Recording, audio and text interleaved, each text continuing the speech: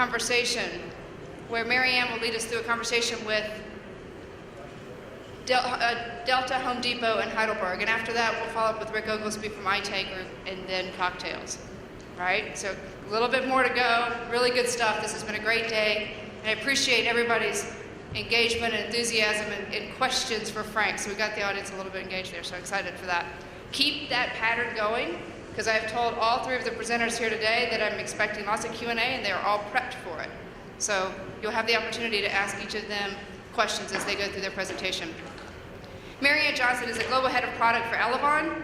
She's working hard to ensure at Elavon that we have innovation in our products and services, and to ensure that the voice of customer is integrated and heard. So we thought it was a great opportunity for her to really walk through this conversation as we listen to these guys talk about how they're viewing payments, what innovations they're doing, and they are the voice of the customer. So with no further ado, I'll hand it to Marianne. You should be flashing. Get my mic's on. I usually don't need it. Well, good afternoon. I don't know if everybody knows that's out in the audience or in the back area over there that we're giving big trips away at the end if you stay at the end. No, I'm just kidding. Just kidding. Also, Amelia told me that when I was coming up that I was going, last minute, I was going to be representing diversity. So thank you for that, Amelia. So it's nice to see everybody today. Today's been a pleasure for me because I've been in financial services the majority of my career. And I've got to see some new faces, met some new friends today, seen some folks that I've worked with for years, people that I've partnered with in different things, within TAG, within Women in Technology, my former employer, Equifax, some great leaders that are here from that company as well. Been with Elavon about a year and a half, and it's switching industries from a different part of financial services into the payments ecosystem has been fascinating. So what a time to join. I love disruption, and that is what's happening today, and that's a fun place to be. You might think I'm a little warped by that, but I actually think innovation and disruption is a great place to be. So today, we're going to talk about and listen to things directly from Elavon's perspective, our customers, and many of your customers. So a very important voice to listen to is our customers, so whatever business that you're in. So this afternoon, we're going to have the pleasure of hearing from 3 different leading global retailers on how they interact with their customers. And they're also going to talk about things that are strategic initiatives for them and major initiatives in respect to enabling commerce. So with that, I'd like to ask Brian Ficek to come on up from Delta. You come on. We're going to actually do the Johnny Carson style. So Brian's going to come up and sit with me for a few minutes, and he's going to talk and then take a couple of questions, and we're going to add another guest and another guest, so they're just going to slide down. So I promise we won't have any band music or any of that going on. So Brian is with Delta. Brian has responsibility. He's the general manager of online agency and form of payment strategy in the distribution strategy department for Delta Airlines. He's responsible for the online leisure, corporate agency, and travel meta-search relationships within North America for Delta. He also has responsibility for the joint venture with KLM, Air France, and Alitalia. And he also manages the Universal Air Travel Program, which is a credit card program, and the forms of payments efforts within Delta. We talked about this. I actually figured out we're almost the same age, so I'm hesitant to say how many years he's been in the airlines because you'll do the math. But he actually came to Delta through the Northwest airline merger and has actually been in with Northwest or in the whole industry since 1987. So very steeped in that industry and very well versed. So with that, we're going to sit down and chat, and you've got the clicker. We're ready to go. So be thinking about, as Brian's talking, about questions that you may have, and we'll take a couple of questions after that, and we'll bring up our next guest. Okay, can you hear me? Great, thank you. I appreciate the invite today and allowing Delta and myself to come speak with you.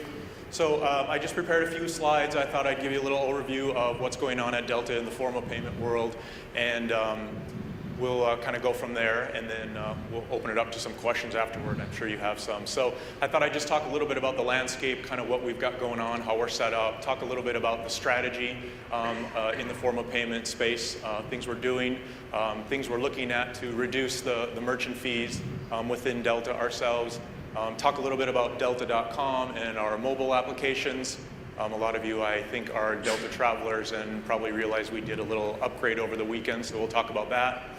Talk a little bit about fraud prevention, risk, things we're doing in that space along with all the form of payment efforts, and then talk about some upcoming things that are kind of on the forefront for us to think about. So when we talk about merchant fees, in our distribution space, we have sort of 3 lines of business that we look after.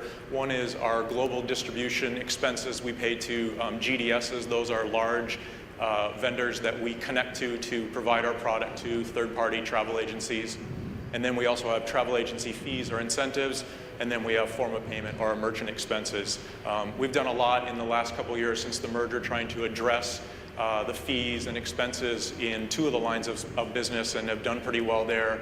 And now form of payment, which is now our single largest distribution expense, is something that is getting a lot of attention and focus at Delta. In the past couple years, we really didn't really focus that much on form of payment. Since the merger, we actually started a little dedicated group. Myself and a number of people in our distribution group are actually focusing on form of payment and strategy. Before that, we just kind of had people kind of sprinkled throughout the company looking at different forms of payment efforts. So we've got kind of a little more concentrated effort now, which I think is helping. And I think in the past, we really presented kind of a US-centric view of form of payment. It was all just from North America. It was traditional credit cards, and we really didn't think globally for what Delta is a global company like we should. And we're starting to realize that in other countries like Germany, that 60% of the consumers that are online are transacting with PayPal. In Germany, we fly there frequently. We don't offer PayPal. So the biggest form of payment that people are using and want to use, we can't even transact with them today. Some of the things that we're looking at to try and kind of address the strategy is trying to, again, think more globally, trying to listen to what the customers are saying. I was just in Asia last week in China meeting with our sales team over there. We have a res office in Singapore, and the res agents say they're getting 1 call every so often from customers that are wanting to buy, saying that they want to buy with China Union Pay. Again, we don't offer China Union Pay, but customers are calling and asking. So we need to really start thinking globally. We need to start getting those payment options that customers are asking and wanting for. So we've started working with a global payments provider who has a lot of those existing bank connections and processes already set up. We think it will help us get to market a lot quicker and faster. So we're working with a payment service provider to try and add some of those options out there. And then surcharging on credit cards is becoming very popular in the airline industry. In Europe, this is very popular. There are other countries by day that are becoming legally permitted. Some of them have a lot of restrictions and guidelines in terms of that you need to offer an alternative before you can start surcharging. But a lot of our international airline competitors are already doing this in Europe. So we're working on some efforts as well to, again, launch these alternative payments, and where they're legally permitted, we will begin to surcharge as well. We also want to continue to partner with companies like Bill Me Later, those that can bring value to customers as well. We launched Bill Me Later, and we have PayPal as part of our payment offering. We launched Bill Me Later about 18 months ago, and it is actually growing at a more rapid rate than PayPal. We are getting more new customers. They are willing to work with us on more innovative ways to provide, rebates and offers back to the customer. Here's one we did a while ago where we were offering a $200 credit if you became a new Bill Me Later customer and bought your airline ticket that way. So we like those ideas. Couldn't help but to talk a little bit about Durbin. As everyone knows, Durbin's been around for about a year or so. As part of that legislation that went into place in October of last year, we naturally are getting some relief on Durbin our debit transactions. So every debit transaction we get since that went into place has helped us. Although we know that may not stay the way it is, but in the meantime, and as much as we can, we're trying to push debit transactions and trying to come up with ways to incent customers to use their debit card, whether maybe we offer them a little cashback rebate or $25 back on your next trip if you use a debit card. So different things that we're looking at, because we know that there will be some changes coming eventually. And we're also looking at companies that can provide other alternatives like PIN debit solutions, again, along with the debit card acceptance. We know that there's a lot of customers out there that have PIN-only cards within the US and especially in Puerto Rico, which we're hearing a lot from our customers. And again, we can't even transact with those type of customers today. So by adding those, we think it'll be a value add for both them and us. A little bit in the B2B space, talking a little bit about kind of what's in our strategy portfolio to address that. So Universal Air Travel program, UATP, I'm not sure if a lot of you are familiar with it, but it's been around for a while. Privately held company. Delta's both a merchant and an issuer, so we have our own card. We go to large corporations and promote that product to them to use instead of a Visa, MasterCard, or American Express business card whenever they do their air travel. We know that of a corporation's travel expenses, air is a biggest part of, of what they spend along with car and hotel. And we try to get them to use the Delta UATP card for their air travel when possible. And again, when that happens, the on-us transactions come at a zero cost, and then there's a little bit of an exchange that happens if it's Delta on OA or an OA card being used on Delta as well.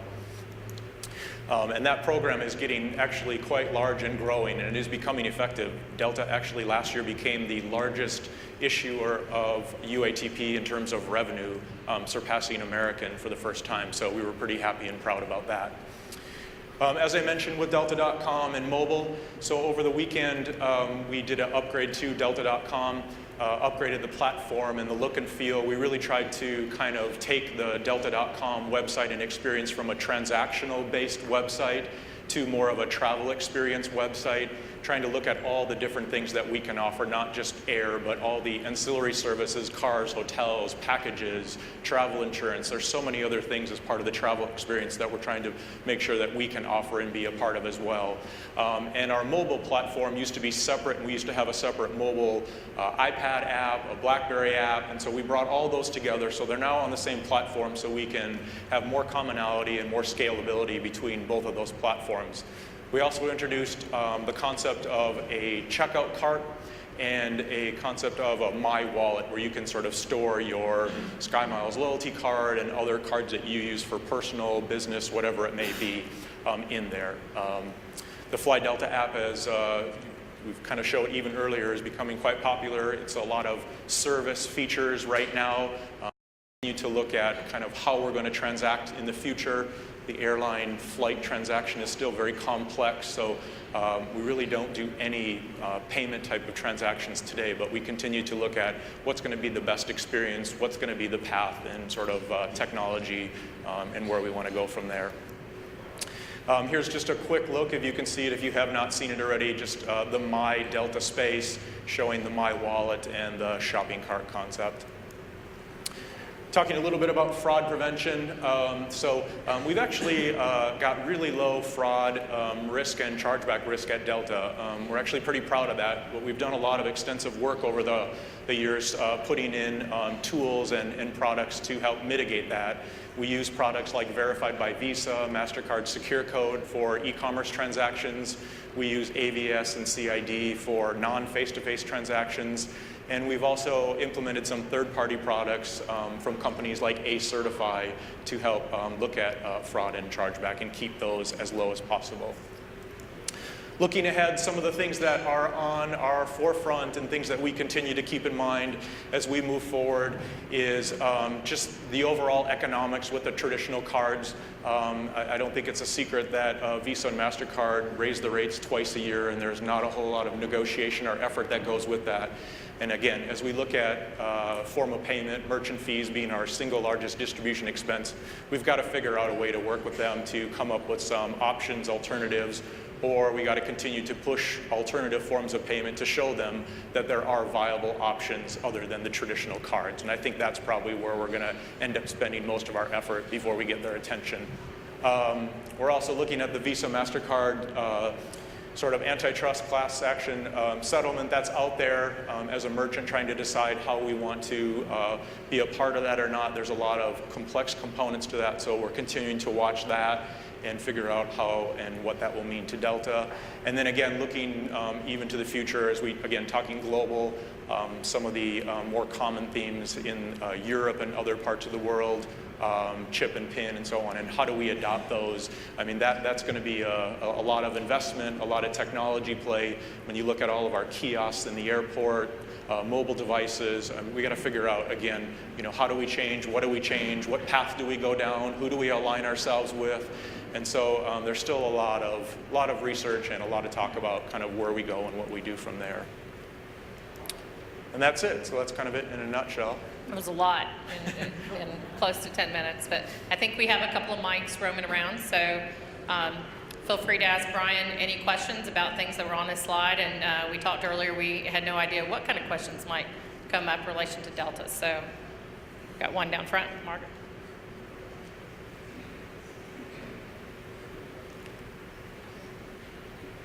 Hi, Margaret Weigert, payments.com. I had a question about the Apple Passbook. So one of the big applications for mobile has been airline couponing and ticketing, and there's supposedly some payments apps in there. What are you thinking about at Delta around the Passbook or similar type wallet applications and your relationship to them? That's a good question, and it's actually, we actually have a meeting coming up in a couple weeks just to talk specifically about wallets, all the different types of wallets. And as you know, we just relaunched the Delta.com, and we tried to kind of move in that direction of our own version of My Wallet. But then you're right, there's the Google Wallet, there's PayPal, and all these others. And again, I think it's that same sort of question that we're asking ourselves is which wallet, which direction, which path, and I don't think we even know enough about each of them to even tell you where we're going. We still need to spend more time talking to each of the vendors and the people out there like Google and trying to understand more, how does the wallet really work? How does it work for Delta? How does it work for our customers? What's in it for us? So still a lot to be done there yet. I think we had another question back here. Brian, can you share some thoughts on the strategy of the co-branded card? What do you say? Did you ask about co-branded card strategy? Co-branded card, sure. One thing I probably should have included, but the Sky Miles, the co-branded card is part of our strategy. As many of you know, our relationship with American Express, when a customer chooses the American Express co-branded card, there's a little bit of a remuneration that happens there. So again, that's part of helping us reduce the merchant fee costs for Delta. So it's a big part of trying to promote and push that as much as we can. But then, at the same time, I talked a little bit about complex relationships with companies like Visa, MasterCard, American Express, and that's a classic example of our relationship with American Express. We have a Sky Miles. We use them as a corporate card. We use them for traditional cards. So we work with them in a lot of different ways, and so trying to kind of work with them across those different lines of business and trying to figure out, again, how does Delta get, what's best for Delta out of it as well, and not just what's best for American Express. All right, so what we're going to do is we're going to save 15 minutes towards the end, or close to that, and we'll be able to ask some other questions. So with that, you're going to stay, Brian, Okay. where you are, and I'm going to sit down one chair, and I'm going to ask Malcolm to come on up and join us. You get to sit in the middle now. With us today, Malcolm Nunes. He's the Senior Manager of Financial Services at the Home Depot. Malcolm has been with the Home Depot for over 8 years, and as a Senior Manager of Financial Services, he is currently responsible for developing alternate payment channels and alternate payment types, as well as driving efficiency in the traditional payments ecosystem that Home Depot has. And previously, he managed product development for the Home Depot's private label cards, as well as overall acceptance of bank cards. He received his undergraduate. See, I've got a lot more information on Malcolm than I do on Brian. So, Brian, we may have some follow-up questions. He received his undergraduate degree from the Wharton School at the University of Pennsylvania, and an MBA and MS from the University of Maryland. And much like me, in younger years, spends a lot of time driving to the soccer field. So, I appreciate that. So, help us in joining Malcolm to the stage. Thanks, Marianne. I'd just also like to thank Ficek for the opportunity to be here again. I think this is now the third time I've had a chance to interact with TAG, and the second time I've had a chance to interact with the FinTech subgroup in particular, and it's been very enjoyable and very entertaining every time. So thank you guys for having me. All right, a little bit of background about Home Depot. We're based here in Atlanta, as you guys know. We're the 4th or 5th largest retailer in the company, depending on how well Best Buy is doing these days. We operate in all 50 states, US Virgin Islands, Puerto Rico, and Guam. We've got international operations in Canada and Mexico, so not as big as an international presence as Delta does, but we're trying. And we've also got mobile and regular websites. Our annual sales are 70 billion-ish. We accept all 4 major credit cards. We've got in-house closed-loop gift cards, our private label program, and we still take check, debit, and cash. And interchange is our 3rd largest expense for the entire organization after benefits and real estate. So it's something that we're trying to manage, and to Brian's point earlier, there's not a lot of opportunity to negotiate with Visa and MasterCard. Pretty much the new rates come out every 6 months, and what are you going to do about it? So we skipped this. You guys know way more about me already. So let's talk about EMV. Is that what that is? Let's talk about EMV for a second. Because just as we're talking about changes coming in the industry, I just wanted to throw some things out as talking points and give you a little bit of merchant perspective. Again, the vast majority of my business is face-to-face in my stores, and EMV does nothing to address that. I have practically no liability associated with in-house swipe transactions. EMV is specifically going to address fraud losses that are primarily borne by the issuers, mostly related to counterfeit cards or lost stolen cards, which are typically not merchant responsibility. However, in order to be compliant with EMV, I'm going to have to spend significant dollars to upgrade my hardware and software and recertify with my processor to keep my costs exactly the same. I think you see where this is going. I also have a concern with the fact that at least one of the major networks is allowing signature-based EMV transactions to continue. The idea that in a world where we're just talking about all of these fancy mobile apps and all the stuff that Frank just talked about for Google, we're still going to rely on a cashier at my register to verify a signature is ludicrous. In case you guys didn't get how I feel about this, I don't think signature is a valid form of customer verification anymore. It's still going to require me as a retailer to collect the signatures, store the signatures, and have a process in place to retrieve those signatures in the event of a dispute, all of which I believe is inefficient and unnecessary.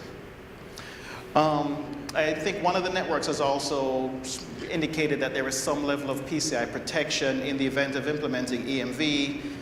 The way I understand it, that's only a factor in the event of a breach where it sort of minimizes the cost that would be associated with the merchant. It's only true for one network, and it doesn't remove the obligation to be PCI compliant. It simply removes the obligation to be certified as PCI compliant. So again, just not seeing the value here. I'm already going to do everything I can to avoid a breach as it is. So, and then the big concern that I have, really, apart from all of this, which is just trying to make the business case as to why I need to do EMV, my big concern is that fraud's going to move to existing channels, which is phone, online, and in my case, unlike Brian's, the vast majority of my fraud losses are associated with my card not present transactions. I mean, well over 90% is all card not present, and card not present is a tiny fraction of my total business. So I would really like to see a more global perspective in terms of addressing losses in both the online and offline scenarios as we migrate towards EMV. I'd like to see more focus on how we control for losses, how we control for risk in a card not present environment. And again, for the kind of business that I'm in, it's not just online. There's also, we actually get a significant number of business from our pro customers who will call up to the store and say, I need XYZ. I'm sending so-and-so in to pick it up for me, have it ready for me in an hour. It's an important way of doing business. Unfortunately, it simply doesn't fit the typical credit card transaction model.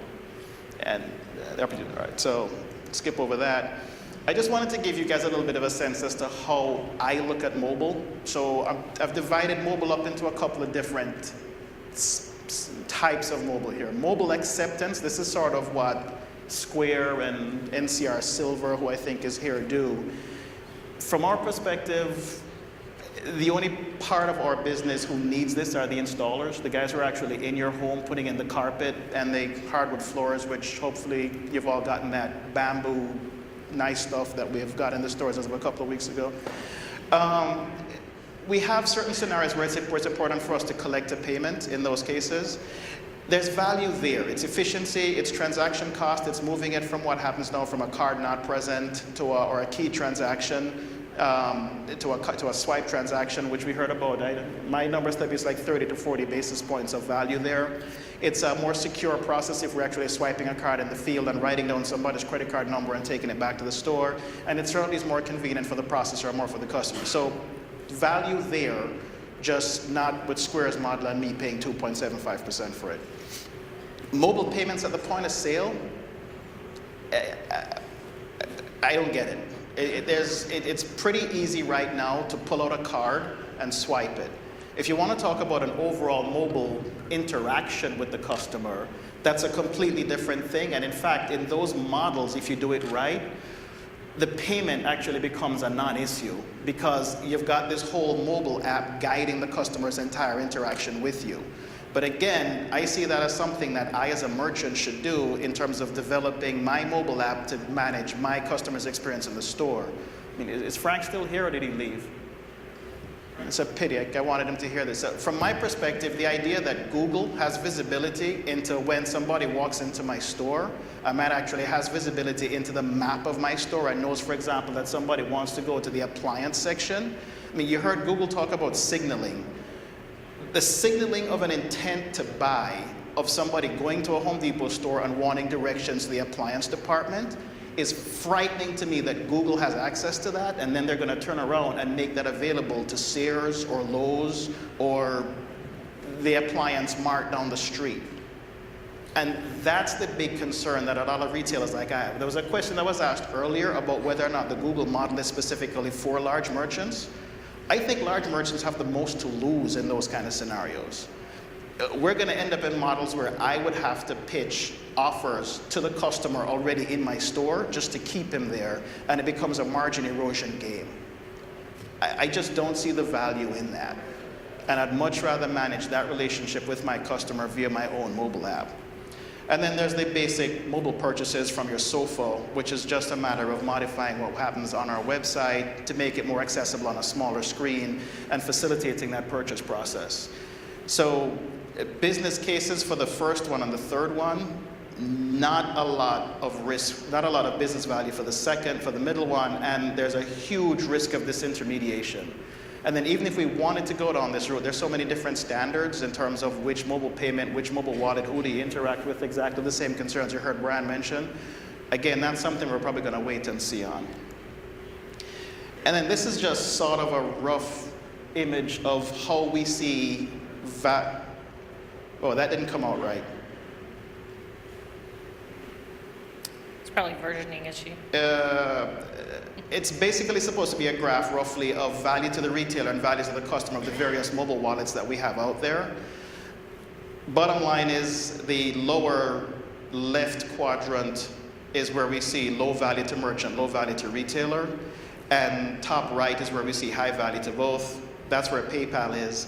MCX is an interesting model. I'm sure you guys have heard of it. If the MCX gains traction and gains more retailer engagement, I think MCX could be incredibly valuable to merchants. It remains to be seen how they make themselves attractive to customers. But I'd love to see the MCX be successful there. And then this is sort of just a graph of showing the mix of major retailers' relationships with various wallets. Now, this was put together by Bernstein, so I can't take credit for this. It could be out of date by now.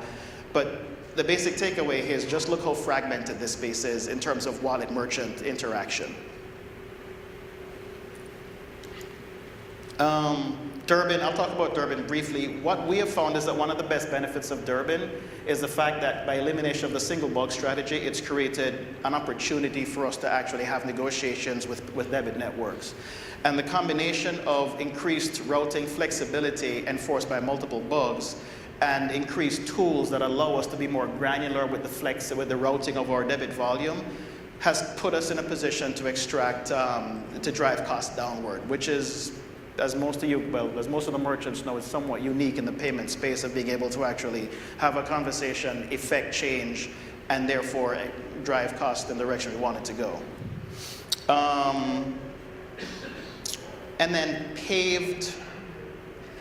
So I think paved is a great idea if everybody could do it. I'd like to see every network out there have their version of paved, which gives me as a merchant 100% choice in deciding where I want to route my volume. Right now, of course, only one network has this kind of thing, and it's sort of creating a little bit of, it's creating more options for me as the merchant, but it's only an option in one direction.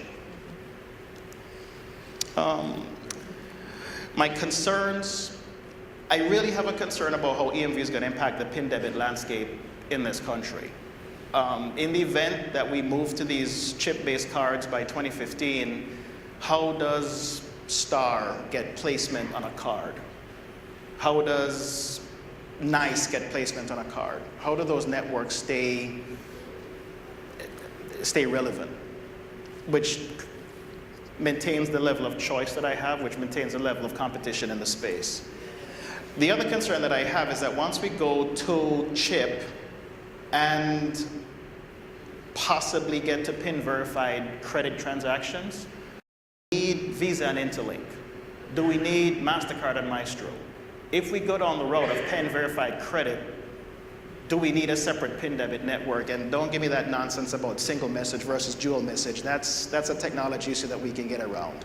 From a customer's perspective, it's if I'm swiping a card or inserting a card and punching a PIN, why do we now need these different ways? Before in this country, PIN has always been debit, swipe and signature has always been credit. If we now go PIN credit, what does that look like? And I see Richard over here nodding at me like, turn me on. The surcharging is a major question. I'm not going to put Brian on the spot. I heard him say that he's going to possibly start surcharging in other countries where allowed by law. It's, I think, as of last week, based on the settlement going through, it's now allowed in this country as well, or it will be very shortly. That's going to be a very interesting question, and I'd love to see how that goes. Mobile, I think there's a lot of opportunity and a lot of risk in mobile. I alluded to some of that earlier. Mobile advertising is the big option. I'm not a marketer, I'm a payments geek. I'm concerned about basis points of cost. The remark about which half of my advertising dollars is spent, is wasted. I can't tell you how many times I've heard that in the last few months. So, possibilities there, interesting. The trouble with a lot of this stuff is that you need the payment piece to drive the advertising piece to close the loop. And a lot of times the payment piece creates a different level of strategic risk per my fears about Visa. And then I think we all know what price comparison and showrooming is, and as long as Amazon doesn't sell lumber, we're okay. All right, questions? So we'll have time to take one question, then we'll get Thomas up here, and then we'll, after Thomas talks, we'll open it up to a couple of questions to any of the panelists. So if you have a question, make it riveting. He threw out a lot of interesting dynamics going on in the market space. One question over here. You mentioned that you are scared of Google knowing what customer is doing in their store and directing them to the competitors. Yes. But this is happening already. Isn't this too late for you to be scared of this? Shop Savvy, others are scanning code application. I go to the store, I scan, and I compare prices. Yeah. So it doesn't matter at this point. It's done deal. So if I can have to compete on the basis of low price, we do that today. We're an everyday low-cost store. We will compete on that. The fear that I have is by giving away all of that level of information. And again, Google can do geolocating and find out that somebody's going into my store anyway. I don't have to give them access into knowing where my appliance department is. I don't have to give them that level of visibility. And the more I can control Google's visibility into what people are actually doing or about to do in my store, I can try and create some level of firewall against it. Now, fine, if you want to go into my store and scan a price and get a comparative price somewhere else, we do price matching today. We'll compete on price. It's the offer of coming back and somebody saying, well, I'll give you $50 off to walk out of a Home Depot store and walk into my store. That's where things start getting into pure margin erosion. That's a challenge. It's a slippery slope. It goes a lot of different ways, right? Yeah. What can you control, what can you not? Yeah. All right, with that, if we'll just adjust one seat. Thomas, if you would come up and join us. Cool. So if you'll welcome Thomas Topp to the table. He is the Senior Vice President and the CFO of Heidelberg USA, Inc. He joined Heidelberg's German headquarters in 1991 and has been the Senior Vice President and the CFO for Heidelberg USA, Inc. since 2002. In 2011, he took over the additional responsibility for the consumables and the computer to plate business in North America. And prior to coming to the U.S., he served as the Senior Vice President and Corporate Controller within Germany. So welcome to the stage. Yeah, thank you for inviting me. I would like to start with a short overview of Heidelberg as a company. We are not that visible as Delta or Home Depot are. But we are the world market leader for printing equipment in the area of sheet-fed offset printing. And we are the premium supplier for end-to-end integrated solution. What does it mean?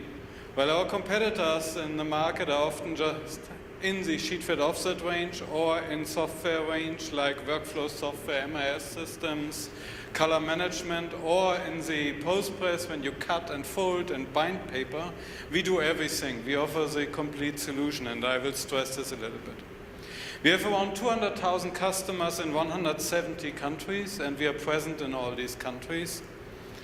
So what do our customers produce? They produce products that are in your everyday life. So whether it's advertising brochures, whether it's packaging, perfume boxes, or it's labels, or it's high-end finished products like advertising folders, brochures, and so on.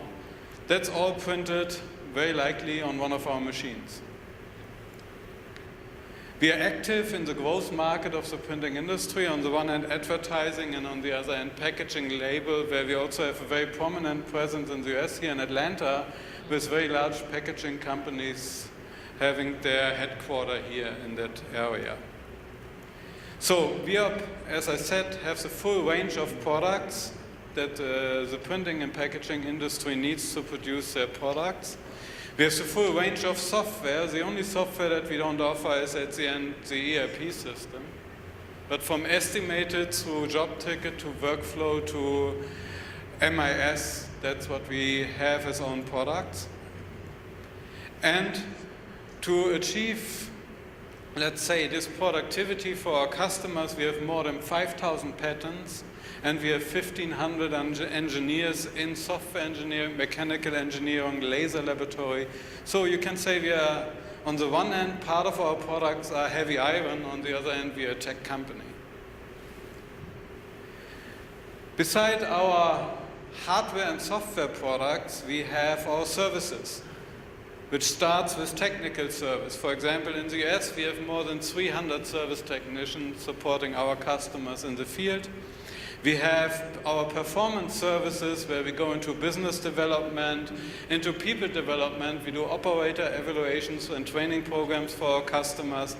We help them to increase their productivity, partly with online tools, where performance data out of our equipment are stored in a central database. Benchmarks are created and visible to the customers. Where are they in their productivity compared to their peers? And then we go in and help them to implement process improvements to get up to the top.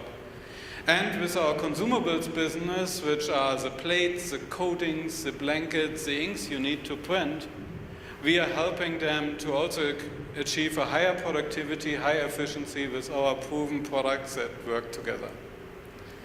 In total, we are a 2.6 billion euro company. We do 46% of our sales in emerging markets, 85% outside Germany, and we have around 15,000 employees around the world.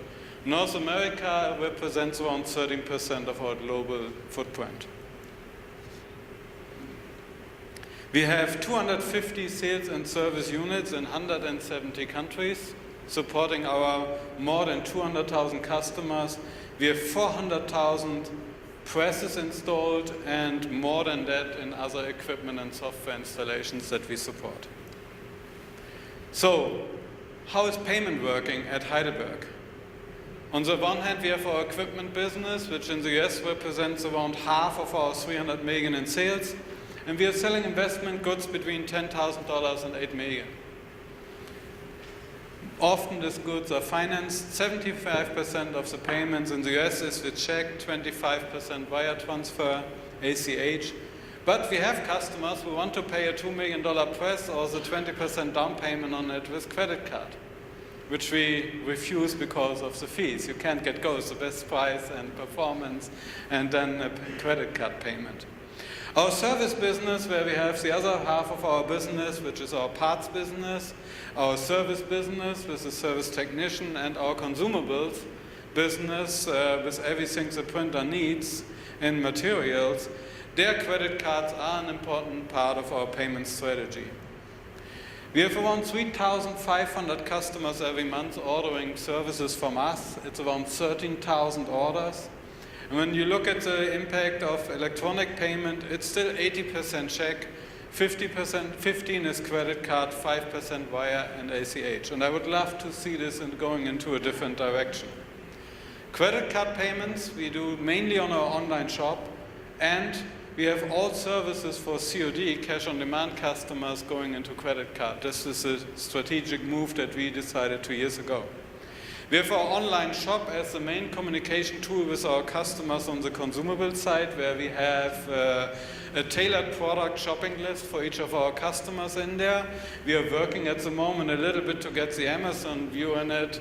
If you buy this from us, haven't you tried this one? So we have customers that are buying certain products but not others. We want to go more in a push marketing concept there. Around 55% of our customers on the consumable side are using the online shop today, and 75% of the revenue in our consumables business is generated through the online shop. Credit card payments as an option helps us to bring customers to the online shop to make it convenient for them to shop with us online, but only 20% of our online shop revenue is really paid by credit card. What do we like about credit card? We don't have risk of fraud. We don't have a credit risk. It's highly integrated in our systems. So it's very convenient for us, for our customers, for our call center, for our collectors to work with the customer on credit card payments. The cash is immediately within 24, 48 hours in our bank account. 80% of our payments, it takes us 45 days because we have net 30-day terms. Then the customer delays the payment, and then we have 5 to 10 days thanks to the postal system. So we have automatic match of cash and invoice, no effort there, no disputes, so we really like it. There are things we don't like about it, like the fees. But how do we try to push it? And when I say try, we really are stepping more or less one step forward, one step back. We don't get the percentage really up to the point where we want to have it. 40% of our credit card payments are processed after the fact. Customers are not paying us in time. First thing our collectors do these days, we ask for a credit card payment. And many times it works. So this helped us to push the percentage up. But we would really like to do more with ACH, but there is no acceptance in our customer base. Nearly all COD customers are on credit card payments. We did this 2 years ago. We made it mandatory for our customers to pay with credit card when they're on COD. This was mainly driven by an external event. We changed our logistic provider, and the new logistic provider told us for consumables, hey, we don't do check on demand. We don't collect checks. So we said, okay, let's try credit card. And that worked great for us. With very few exceptions, also on the parts and service, we don't want to have service technicians collecting checks at customers. So this really works fine these days. And if not, we charge a $50 COD charge on the order. The customers like it because for them it's also easy, and many of our customers are in the range of 5 to 10 million privately held companies. So many times the incentive on the credit card, like airline fees, goes to the owner. So they get some incentive out of it. But on debit cards, we tried it. We have 100% rejection, no interest at all. Customers don't want to have the immediate cash out. They like the 30 days terms on the credit card, which really reflects our net payment terms. And they don't want to give the PIN to employees, and they don't want to deal with debit cards. This would be a great development if you could get acceptance there. And the same with the ACH for our services. I would love to do more on ACH just because of the cost.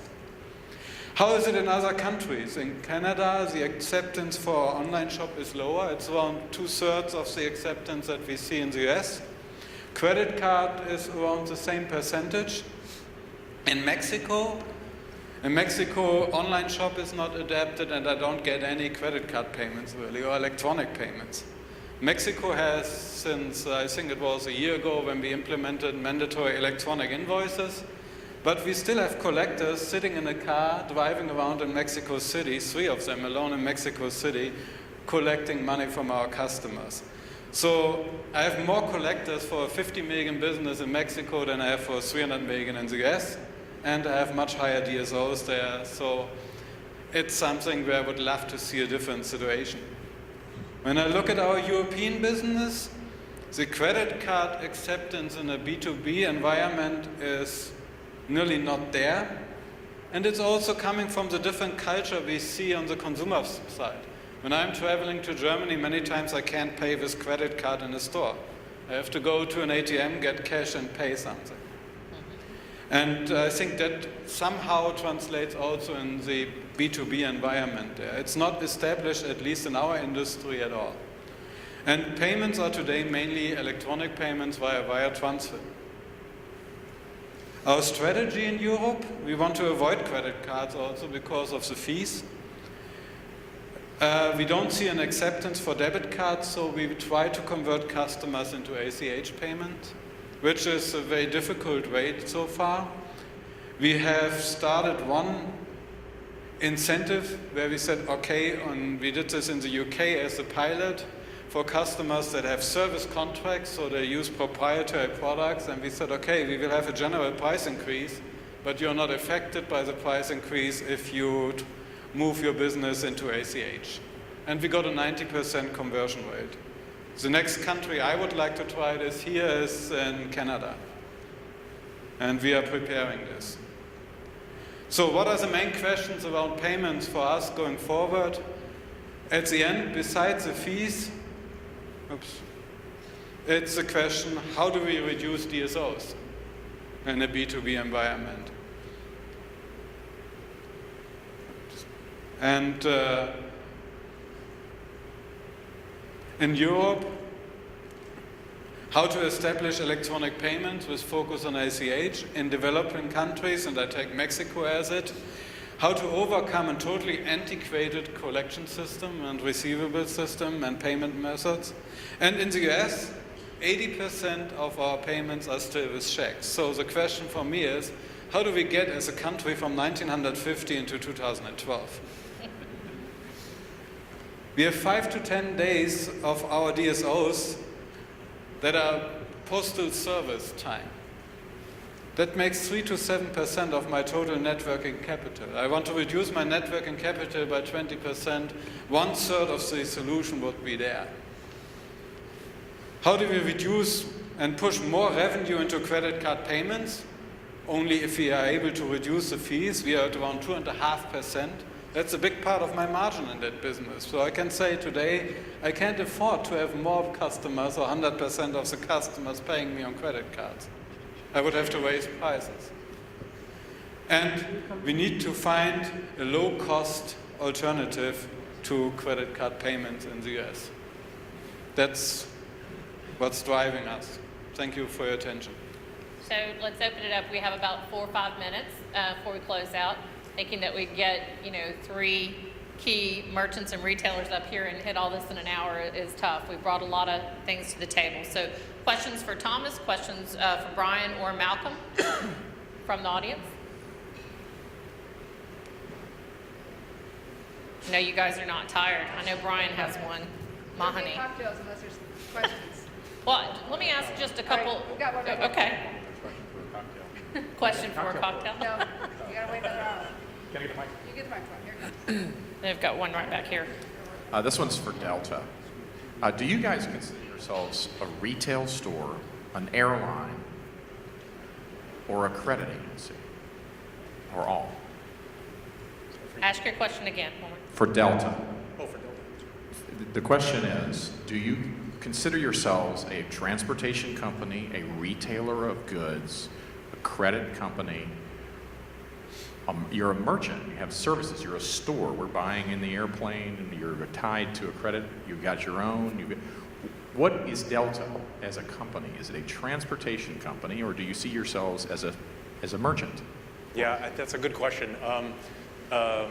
I think first and foremost, we are a transportation company, which is pretty obvious, but I think we're all of those things. I mean, we wear all those hats to all the different companies we work with, the customers that we interact with. So I think that's part of the challenges, I think, as we start to focus on form of payment in our world a little bit more, is how do we sort of manage all those and balance all those in terms of trying to figure out what's good for the customer, what's good for Delta in terms of managing our costs, and where do we go in terms of where the technology is and sort of what's the right thing to put in place. So I think it's a little bit of all that. And I guess the second part of that question is data related. Do you and your partner companies, American Express, the merchant companies that you share, do you all share data within your business relationships? There is some sharing of data, and I think that's one thing that we've started to take a look at a little bit more is are we getting our fair share of what that data is worth? I think the data is worth far more than we ever valued it in the past. And I think as we move forward with our relationships with American Express or whoever our loyalty partner is, I think those are the questions that we will be asking the next time we're together doing renegotiations of, is the data. Thank you. I saw Malcolm shaking his head. We had one more. We had a question back here, and we have time for that one and maybe one more. Yes, I have a question for each of you. Your businesses are so different. Your customer base is also very different, I would think. This whole mobile payment idea, how important is that for you and for your strategy to distinguish yourself from your competition? Besides, let's not talk about costing, let's not talk about couponing, but to attract customers, how important is this mobile thing for you guys? So that's for me. He said for anybody, how important is mobile to you as your company? Go ahead. To be honest, mobile payment in and of itself, I don't think is a differentiator right now.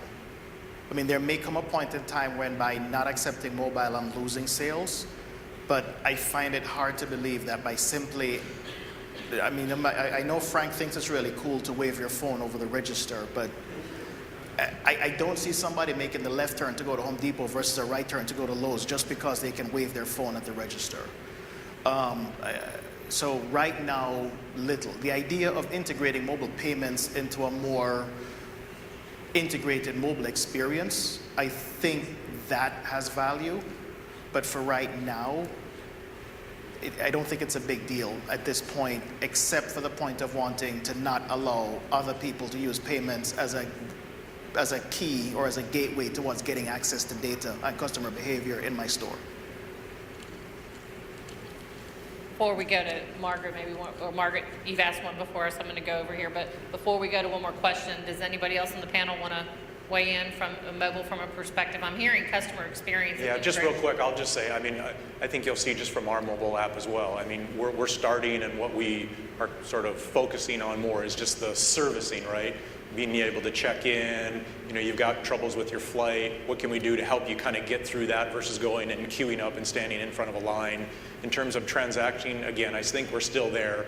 I think you might see us start out in kind of maybe the smaller transactions in terms of a bag, the ancillary products that we're starting to sell and focus on a little bit more. We'll probably start there with transacting versus a full-on flight transaction. But again, I think it's the servicing part that is where we're at with mobile right now. And the same for us in the B2B environment. We're concentrating our mobile strategy on making our workflow software, our MIS portal, visible on an iPhone or iPad or any mobile device, that a customer can, when he is traveling, can access his shop floor, his data of the company, or when one of his estimators has an estimate out there that is accessible also on a mobile device for the owner when he's traveling. So we have our own app there that is connecting to the software in the print shop, but that's our mobile strategy so far. Also, I know everybody in the room, a lot of people here are doing different types of services, so you know, the most important thing is listening to our customers and what their needs are, and you're not hearing a lot of what we might talk about as their focus, but it's more of that integrative, how to help them be successful in running their business. So I could even think of there's many people in this room that could help Thomas with a wireless app so that your service folks can take payment by that credit card when they're doing service. So do we have time for one more question, Amelia? Are you cutting us off? Okay, all right, that's good. So I think there's cocktails and networks, so you have another event. Okay, but evening, when the folks are staying around, you'll have opportunities for additional questions one-on-one. Okay? All right, thank you everybody for your time.